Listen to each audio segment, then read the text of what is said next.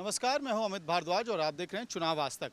नीतीश कुमार की जनता दल यूनाइटेड की आज नेशनल एग्जीक्यूटिव की मीटिंग दिल्ली के कॉन्स्टिट्यूशन क्लब में थी। यहां बड़े सारे ऑर्गेनाइजेशनल और दूसरे एडमिनिस्ट्रेटिव डिसीजंस हैं वो लिए गए, रेजोल्यूशन पास हुए, पॉलिटिकल और ऑर्गेनाइजेशनल रेजोल्यूशंस पास हुए। सबसे अहम क्या था, अब जदयू को नया वर्किंग प्रेसिडेंट मिला है। नीतीश कुमार ने इस नेशनल एग्जीक्यूटिव की बैठक में अपनी तरफ से एक रेजोल्यूशन को पेश किया, जिसमें उन्होंने कहा कि वर्किंग प्रेसिडेंट की पोस्ट क्रिएट की जाए और संजय झा का नाम उन्होंने प्रस्तावित किया।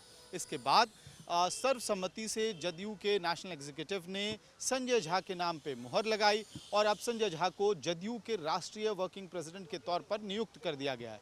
इस नियुक्ति के कई सारे मायने हैं। आप देखिए, बिहार चुनाव के ठीक पहले और कई सारे विधानसभा चुनाव जिसमें जदयू का इंटरेस्ट है, उनका हित सधा हुआ है, उसके ठीक पहले संजय झा के नाम पर मुहर लगी है। संजय झा का नाम ही क्यों चुना गया?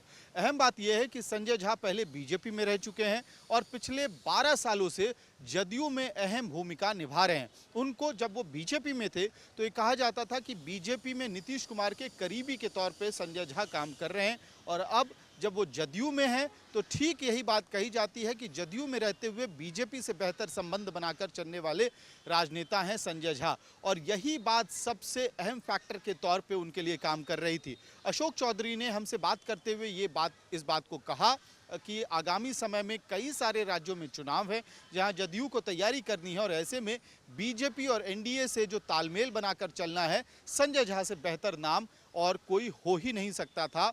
ही डिजर्व्स इट, ये बात कही अशोक चौधरी ने हमसे बात करते हुए।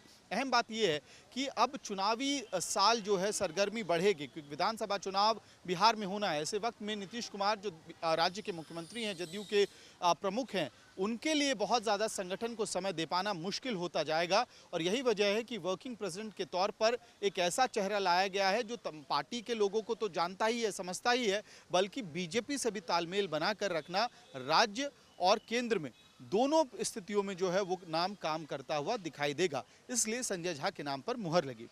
दूसरा और सबसे अहम रेजोल्यूशन जो पास हुआ है इस नेशनल एग्जीक्यूटिव में, वो है बिहार को विशेष राज्य का दर्जा दिया जाए या फिर बिहार को विशेष फाइनेंशियल पैकेज, वित्तीय पैकेज दिया जाए।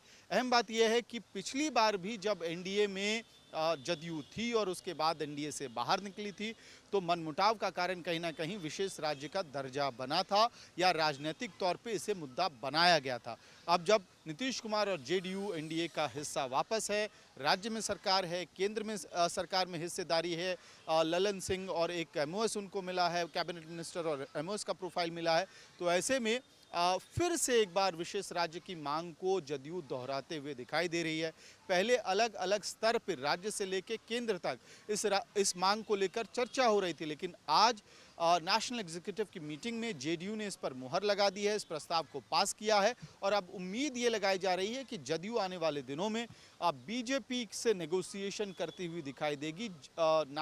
जो स्पेशल पैकेज है या फिर स्पेशल स्टेट का स्टेटस बिहार को मिले, ये इस मांग को लेकर। अहम बात यह है कि चुनावी साल में अगर ये इस तरह का पैकेज केंद्र की तरफ से जेडीयू को मिलता है या बिहार सरकार को मिलता है, तो चुनावी साल में जेडीयू विधानसभा स्तर पर जाके इसका प्रचार करेगी और बताएगी कि देखिए, हमने केंद्र से तालमेल बनाकर बिहार के लिए स्पेशल वित्तीय सहायता लेकर हम लाए हैं। अशोक चौधरी हमसे बात करते हुए कह भी रहे थे कि प्रधानमंत्री नरेंद्र मोदी को पता है कि बिहार को एक स्पेशल पुश की जरूरत है, और इसके सहारे बिहार की जीडीपी जो है उसमें बड़ा फेरबदल होने वाला है, विकास के कार्यों में बहुत बड़ा फेरबदल होने वाला है।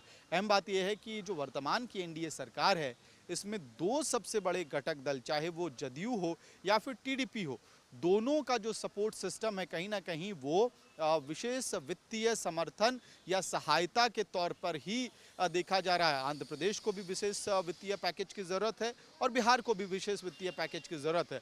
देखना ये होगा कि अब जैसे जैसे समय बढ़ेगा, क्या तालमेल बनता है या फिर केंद्र सरकार पे दबाव की राजनीति करके दोनों ही घटक दल एनडीए से अपने राज्यों के लिए स्पेशल फाइनेंशियल पैकेज लेने में सफल रहेगी।